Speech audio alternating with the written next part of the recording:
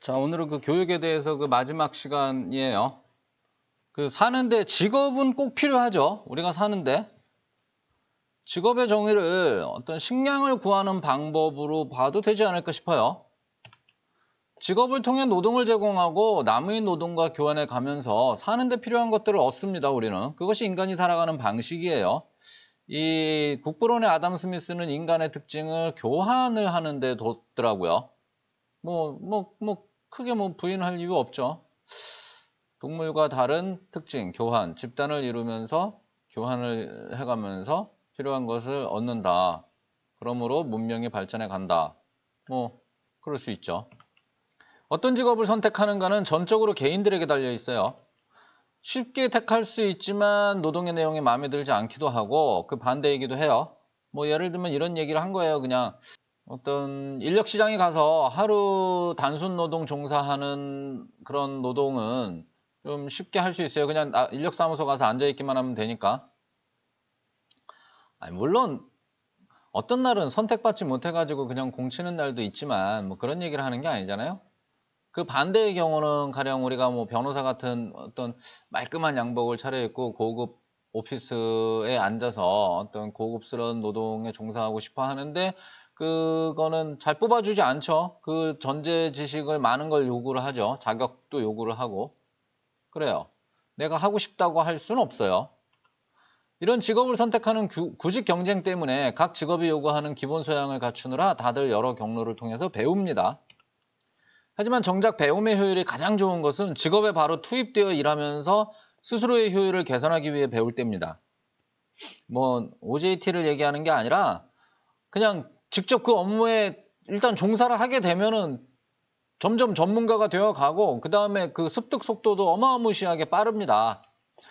엄청나게 하기 싫고 외워지지 않던 영어도 정작 외국의 바이어와 접촉할 일이 생기고 그 일로 본인의 삶이 나아진다고 여겨지기만 하면 매우 짧은 시간에 상당한 수준까지 배워져요. 엄청난 속도로 배워요. 그 외국에 나가 있는 사람들은 영어를 쉽게 배우죠. 쉽다라는 표현이 좀 이상할지 모르지만 쉽게 배우죠. 외국에 나가서도 한국인들끼리 모여서 한국인들끼리 어떤 업에 종사하는 그런 데 종사하면은 평생 외국어를 못 배우지만 그냥 영어를 쓸 수밖에 없는 환경 속에 그러지 않으면 굶어 죽는 환경 속에 딱 들어가면은 금세 해요 또. 엑셀의 함수라는 거는 복잡해서 배울 엄두도 나지 않다가 몇몇 기교로 인해 자신의 업무량이 줄어든다면 그래서 잔업을 하지 않게 된다고 하면 금세 배웁니다. 어린아이들도 하루속히 직업을 가질 수 있도록 해야 됩니다. 이 얘기를 지금 하려는 거예요. 아이들도 노동을 해라. 그 아이들은 직업을 통해 매우 효율적으로 배웁니다. 빠르게 배워요. 그리고 배워야 할 것을 배워요. 또 정확하게 필요한 것을 배우죠. 아이들의 노동을 부정적으로 보는 시각은 첫째, 노동의 신성함을 모독하는 것이라 보고요. 둘째, 21세기건을 아직 노동이란 것을 험악한 육체노동으로 연상하는 후진적 관념이라 보고요. 셋째, 자기들이 착한 척 하겠다고 남들의 형편이 좋아지는 것을 방해하는 회방질이라고 저는 봅니다. 아이들은 아이들에게 걸맞은 직업에 종사하며 더 잘 배우고 그 가족의 삶을 더욱 풍요롭게 할 수 있어요. 또한 사회적으로 직업 숙련도가 십수년이 늘어나는 것은 이 십수년이라는 거는 초, 중, 고등학교를 다니는 십수년을 말하는 거예요. 대한민국 같으면 12년, 대학까지는 16년. 이 십수년 동안 배우는 데 허비를 하죠. 이거를 직접 직업에 어릴 때부터 투입을 한다 그러면은 직업 숙련도가 이 십수년만큼 늘어나게 되죠. 이것은 상대적으로 고품질의 상품을 생산할 수 있게 되는 것을 의미하며 그 사회의 경쟁력을 높이고 더욱 풍요로울 수 있음을 의미합니다. 학교는 없애고 아이들은 일찍부터 직업을 가져야 합니다.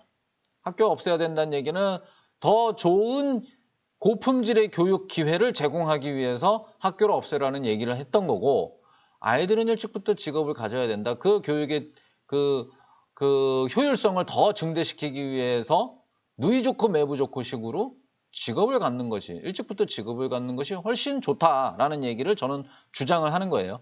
아이들이 공사판이나 주조공장에서 쇳물을 푸는 모습을 연상하지 마세요. 그거는 그런 거 시키자는 거 아니에요. 18세기 산업혁명 당시의 노동을 얘기하는 게 아니에요. 물론 그 당시에 어떤 논리적으로 그 당시에는 왜 어린아이들에게 노동을 시켰을까를 생각해 보면 그게 그 아이들에게도 좋았고 그 가족들에게도 좋았기 때문에 아이들은 노동을 했던 거거든요.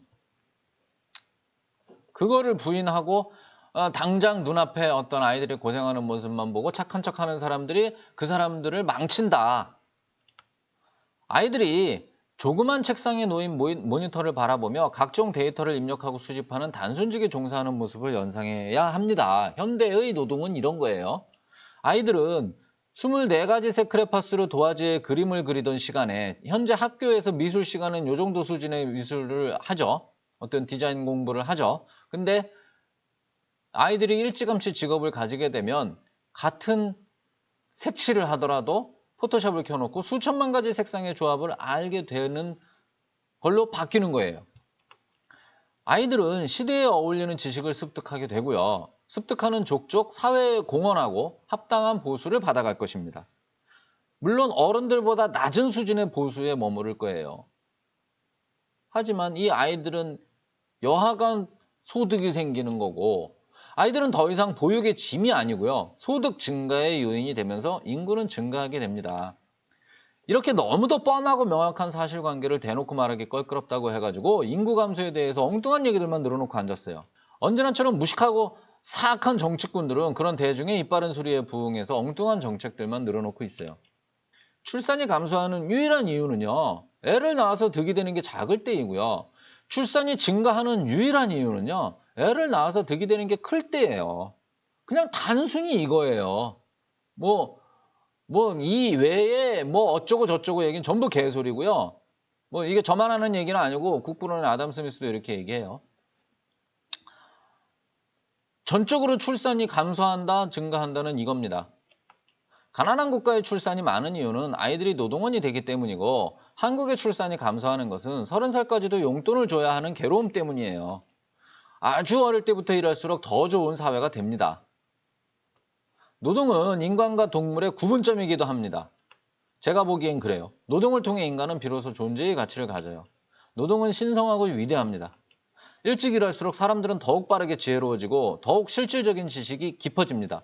이런 틈으로 쓰레기 같은 정치꾼들이 끼어들 틈이 점점 없게 돼요. 또한 삶이 보람과 자부심으로 가득 차게 되고요. 사회는 더욱 번성하게 됩니다. 번성하는 사회의 구성원들은 소득이 높아지고 시간적 여유가 생기면서 놀이를 즐기게 되는데 그런 놀이 역시 인간의 필요이고 필요에 따른 공급이 활발해지면서 일할 분야가 다시 많아지는 풍성한 사회가 됩니다. 문화가 풍성해지는 사회가 되는 거예요. 부자 나라가 풍성한 문화를 만듭니다. 가난한 나라는 문화를 만들어내지 못해요. 먹고 사는데 급급한 나라는. 나라가 풍요로울 적에 문화를 만들어냅니다. 21세기 현대사회의 문화의 90%는 서구사회가 가져온 문화죠. 부정하려고 아무리 애써봐야 그럴 수밖에 없어요. 왜?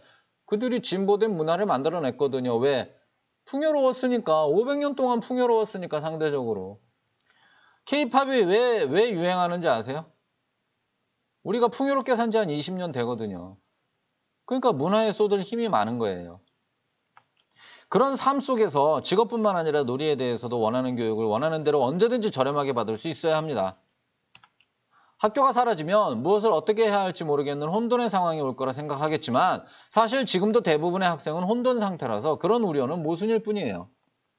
오히려 무엇을 모르는지 알고 무엇이 내게 필요한가를 고민해보게 만들기 때문에 학교를 없앤다면 그렇게 내가 무엇을 할 것인가를 고민이라도 해보게 만들기 때문에 지금보다 나아지는 거예요. 혼돈이라는 측면에서만 봐도. 학교를 없애고 아이들은 일찍부터 직업을 갖도록 합시다.